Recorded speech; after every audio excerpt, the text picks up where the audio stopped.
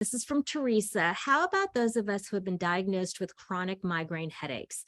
How do we know what day we should power through and go to work? So this is it's a good question, and it's a tough question. I think this is something very important to have as an active conversation with your migraine team.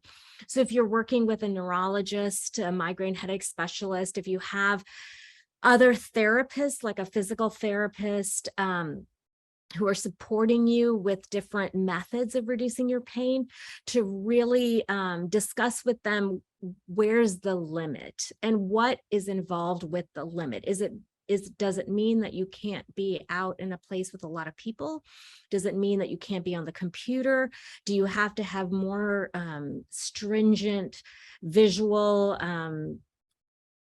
cues drawn in, so having a dark room? So really kind of getting into the nitty gritty of what it means to power through is very important.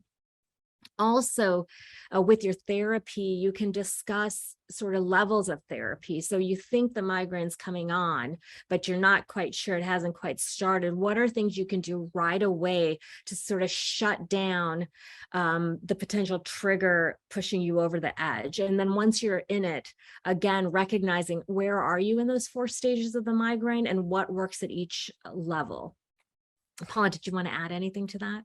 The only thing I would add is that you have got to get serious about prevention and have an active prevention plan that you are working every single day. You have got, it may be really, really hard. I was there. I was 25 out of 30 days a month and taking 10 pills a day to prevent them. My life was hell with 2 small children at home and a demanding corporate job. And it is really hard. So don't let me suggest it's anything other than agonizing. However, there is light at the end of the tunnel. There is a path out. It is, I believe it's possible for most everybody. And with accommodations, you may be able to keep a job that you need and that you love. So do not lose hope, but work your prevention plan.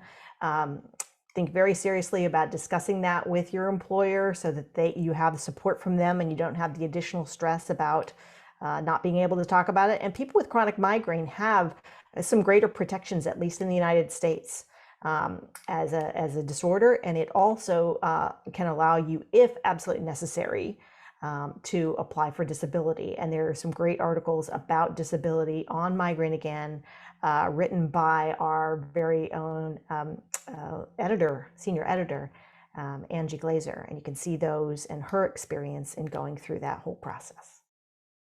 I do think it's a challenging situation with chronic migraine to navigate all the treatment modalities and possibilities and combinations, and then be disciplined about following through with not only the lifestyle issues, but navigating the insurance companies to pay for stuff, and navigating getting to and from appointments. And there is a lot. It can be overwhelming, but definitely we're here to help us, and in particular migraine and at work, to assist with the conversations in that professional sphere of your life.